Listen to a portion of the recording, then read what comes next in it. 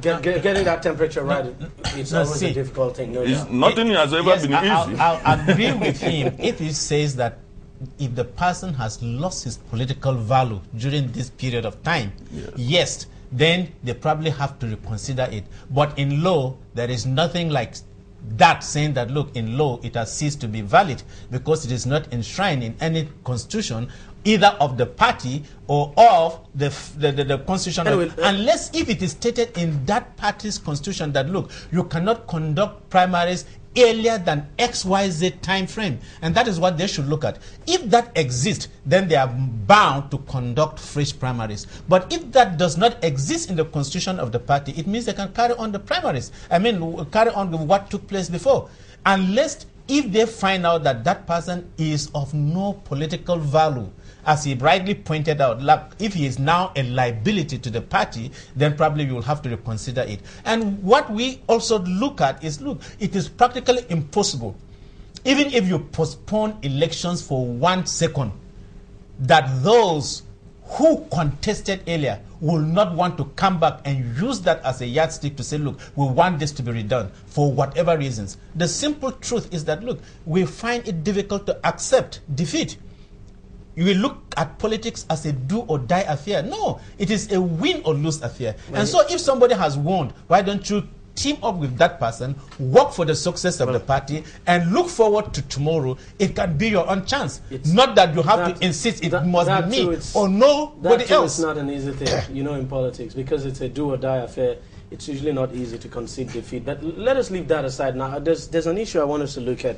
The fact that INEC is holding these elections, the fact that INEC is not having to, say, organize the elections and say 20 or 30, this is not a general election. It's a staggered election. So we would expect close to perfect elections this time, right? Well, the assumption is that if INEC is organizing just one governorship election this year, then next year, it begins from January, and then you have, after January, it holds another one in March, and then July. It gives you an opportunity to deploy your resources, men, women, and materials, and ensure that you do it in a way that will be much more transparent and much more credible. There's no doubt in the fact that the electoral process in Nigeria has been given a fillip. The last elections, without any scintilla of doubt, were an improvement, marked one, over the 2007 fraudulent selection process that we always refer to as an election. Having said that, INEC must look at, we didn't have a perfect election. You're not going to get any perfect election anywhere. No, yes, well, I don't want to award marks, but I have a problem with using the 2007 general elections as a benchmark for assessing whether 2011 elections were free and fair. That would be dangerous. There's no basis for what election now should we be using as a benchmark? 1993? Don't forget about benchmarks now.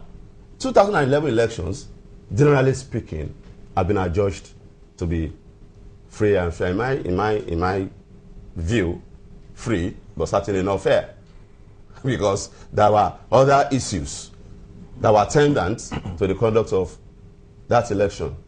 It was the most expensive election in the history of this country, and we cannot, because we want elections to be free, refuse to take into cognizance the illicit influence money is playing, the pervasive influence money is playing in Nigerian politics. There's no question at all, Dr. Dogo, that money is going to play a very prominent role in the coming elections in Kogi State, Bayelsa State, and the other states you have. But, let us look at it. Would you expect INEC, for instance, to be able to get things? You would expect that INEC would do things better than it did in the last general election, that it would have learned some lessons, and that this time it wouldn't be dealing with, a very huge number of candidates, and it wouldn't be dealing with too many states.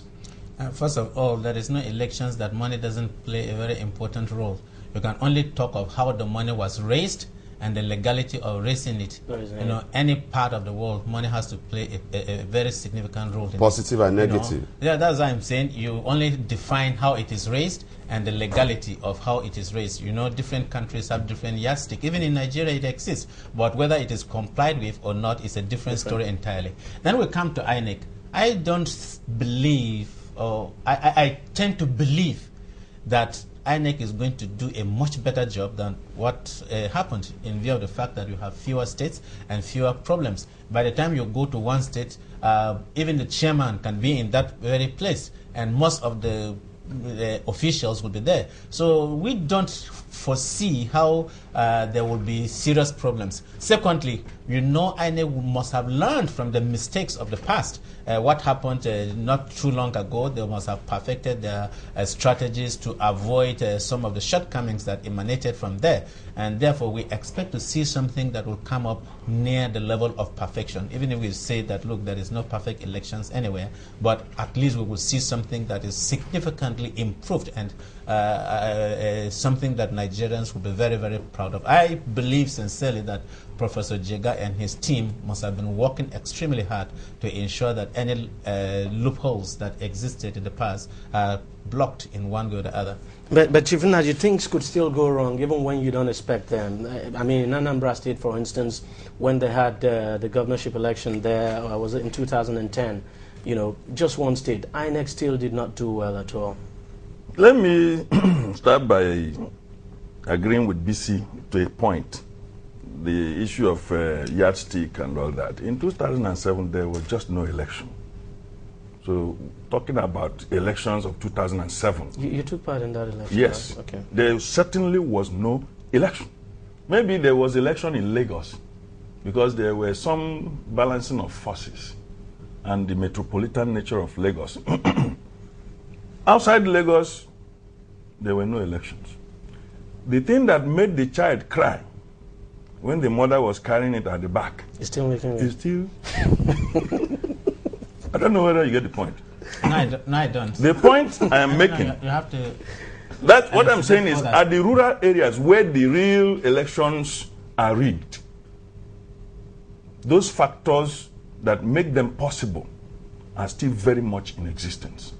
And it is only assuaging that the present INEC, the INEC as presently constituted, has tremendous goodwill because of the perception of the populace that it has good intention to start with.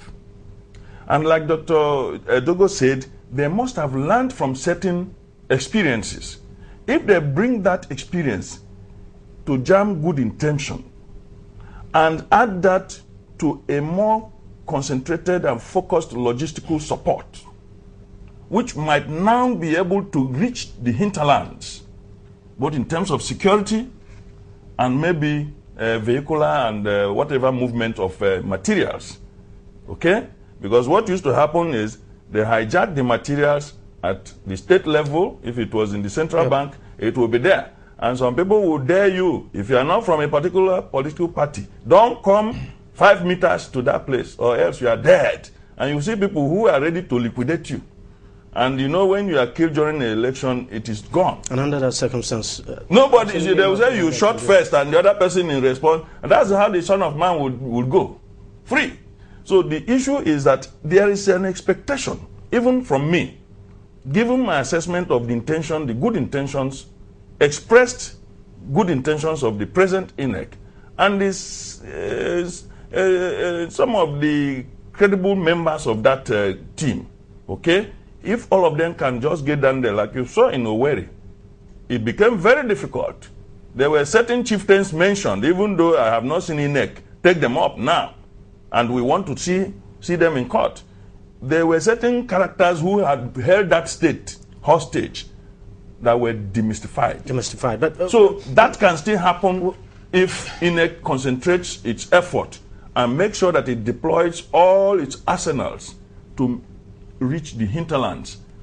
While the metropolis of whatever state we are talking about, the metropolitan areas, are also properly policed. Would you then say, I'm going to ask all of you this, would you be suggesting then that it would be a good idea if we could make this a policy, or probably amend our constitution to reflect staggered election. That we should be having staggered election. That way, you could check fraud and ensure you get things right. It's already taking place ordinarily.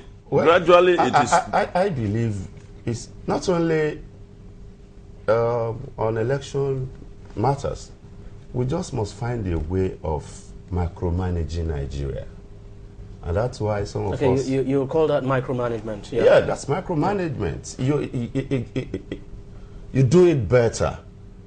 In business, when you micromanage, it gives you the opportunity to focus. Of focusing and paying attention to details that otherwise you probably wouldn't bother yourself with. We must decentralize. INEC, one INEC commissioner said that it is because they have decentralized their working arrangements, either in terms of mobilization of staff, supply of materials. Once you decentralize, it makes room for improvement, efficiency.